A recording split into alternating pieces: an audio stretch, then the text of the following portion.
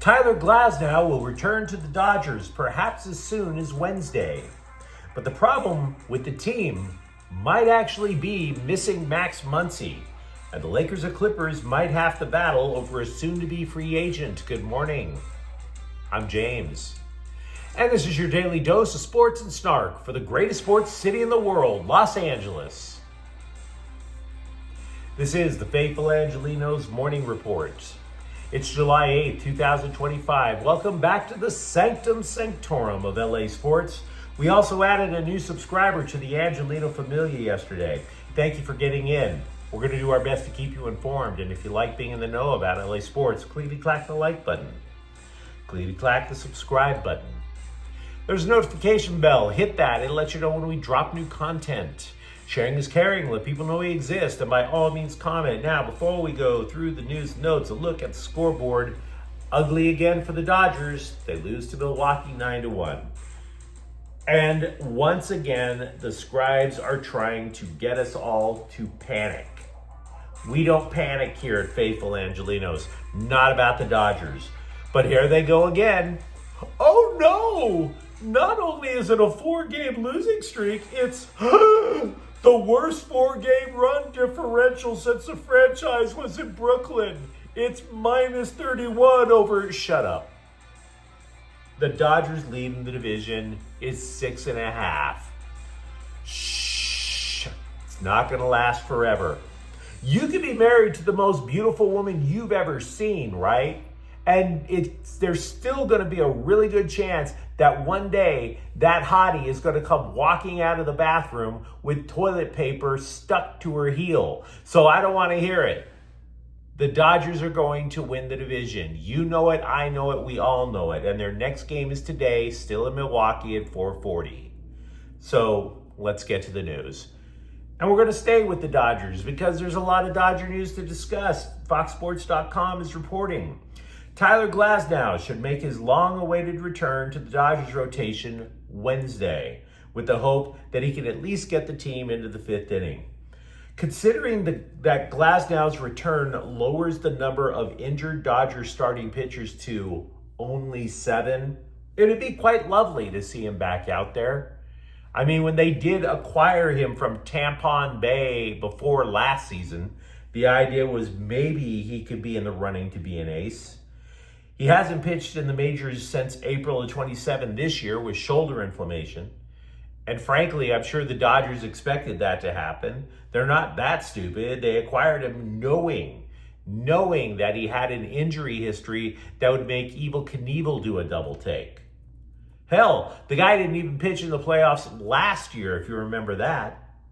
And none of this is necessarily to throw shade, as the kids say, on Glasnow.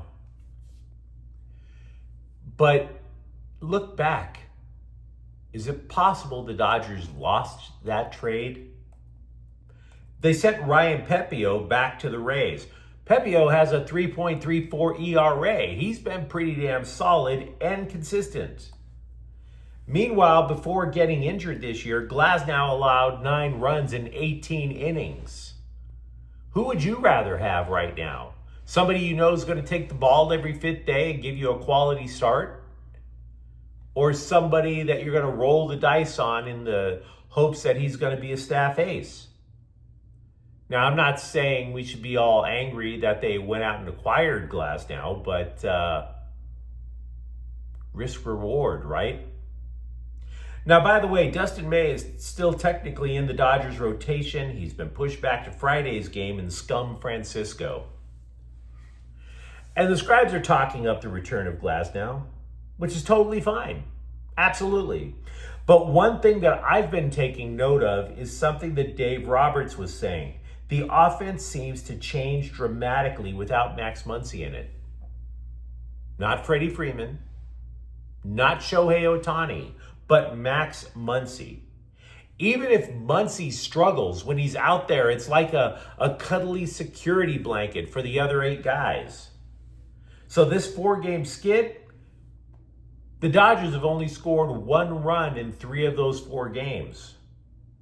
Considering Muncy is out for another 5 weeks with a bone bruise, that's suboptimal. Now, where do they go from here? Well, we had speculated that Kike Hernandez would play a vital role in making up for the loss of Muncy. After all, last year when Muncy missed 60 games, when Muncy missed half the year, Hernandez was at third for 60 games. But that's not happening this time. Hernandez was placed on the injured list with left elbow inflammation, and to be honest, it might be for the best. I realize Kike Hernandez is a fan favorite, but the dude has been an automatic out. He's hitting 195 this year and just 109 since June. So, we're still going to figure out what they do in his stead. The smart money is on Tommy Edman, which would leave a hole somewhere else in the lineup. And the Dodgers have summoned quadruple A outfielder James Outman. So, trying to cobble something together. Maybe you've looked at baseball, across the old landscape of the grand old game and deduced that this is a down year. And you know what? You'd likely be right. The Athletics surveyed 4 random GMs and asked them to complete the following sentence. The only great team in baseball is, and the unanimous answer was, a healthy Dodgers. Even listing the Dodgers comes with a caveat. They have to be healthy. And yet, they never are. We mentioned Hernandez earlier. Kike Hernandez has pitched in more games than Blake Snell. The fact that the Dodgers only have 13 pitchers overall on the injured list is a cause for celebration.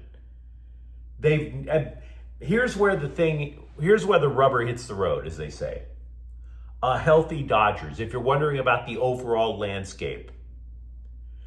An analyst, a bunch of analytics nerds, ran the numbers through the computer, and it claims that because they are not healthy, the Dodgers only have a 23% chance to repeat, which is still pretty high.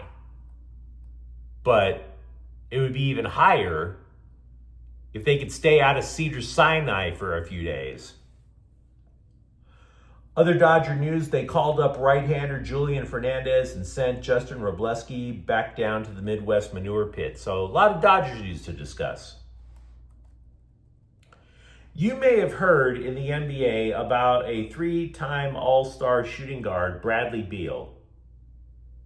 How he's about to get bought out by Phoenix and how there's going to be a bidding war. Well, The Athletic is reporting that the guy has at least 4 teams on his radar.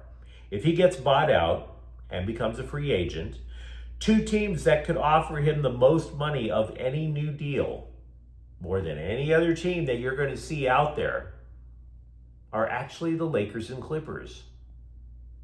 Yeah. A team that he would want to play for and what they could offer. The Lakers and Clippers could actually offer him the most. Now, Beal would allegedly consider Milwaukee and Golden State, right? But the Bucks, due to the salary cap, can only offer the league minimum. And the Warriors would have to figure out how they could create any cap space at all. They're that far under the red line there. But then comes the question. If it is going to be Lakers versus Clippers, which team wants him more? You also have to remember Chris Paul is still loitering around out there, and he apparently wants to be a Clipper too. What does that tell you? I would say the Clippers actually want a second guard more. The Lakers have plenty of people who can create on offense. The Lakers actually, in my opinion, have better guard depth than the Clippers. But after James Harden on the Clippers, you're looking at what? Last year it was Bones Highland. Who creates when Harden is on the bench? You could argue that it could be Bradley Beal.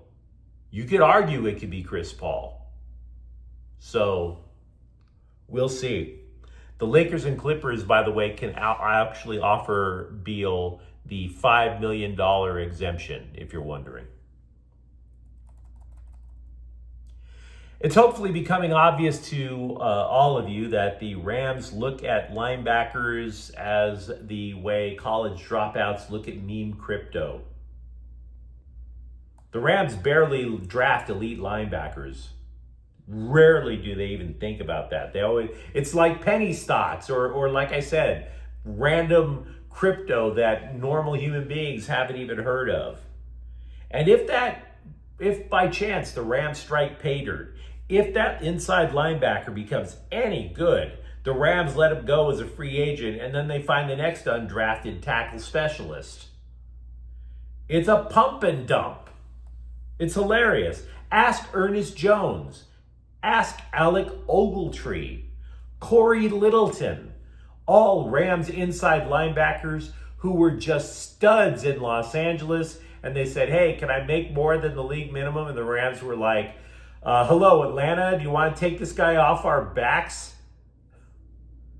Hey, Tennessee, what's up? You get the idea.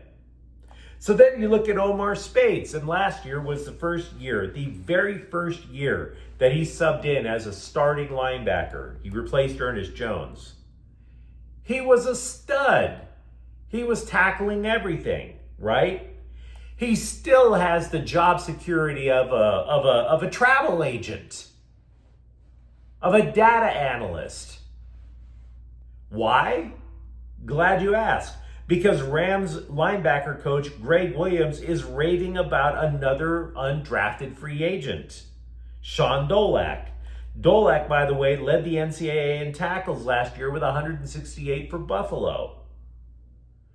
And this coach, he's not trying to say, hey, Omar, pack your bags. But I'm going to read you this quote, and you tell me that it doesn't sound like, hey, Omar, pack your bags. You're going to be gone in about 2 years. Here's what he said, quote, Sean could probably take you out there and teach you the defense right now. He's a quick study, man. He really is. And that's one thing you respect from him. I think from the way he plays the game above the neck and the way that he had tackled in college, he does that, Sean's going to be another guy that will be somebody to reckon with, unquote. And I hate saying that. I've always liked the Rams inside linebackers. They just find one guy you've never heard of, one right after the other, and they coach him up. And then before you start to think about buying the dude's jersey, poof, he's gone. Omar Speights has had 1 year of NFL experience, and he's already on the clock.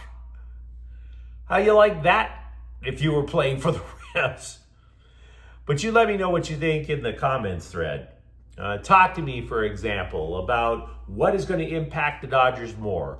Positive impact with the return of Tyler Glasnow, negative impact by missing Max Muncy. And if you enjoyed the content, don't forget to subscribe to Faithful Angelenos. We're talking LA sports every single day here. Thank you for watching. I'm James. We'll be back tomorrow. Faithful Angelenos is a Kian Corte El Queso production. Take care.